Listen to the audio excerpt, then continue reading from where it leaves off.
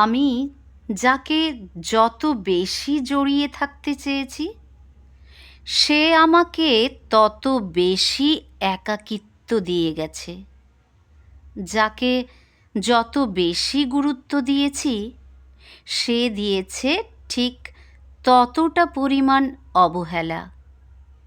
যাকে প্রদীপের দপদপে শিখার মতো দু হাত দিয়ে আগলে রাখতে চেয়েছি যত্নে, সেই আগুনেই হাত পুড়েছে সবচেয়ে বেশি।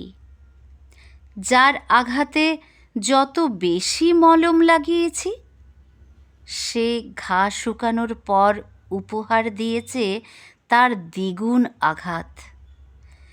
মানুষের খুব কাছে যেতে নেই,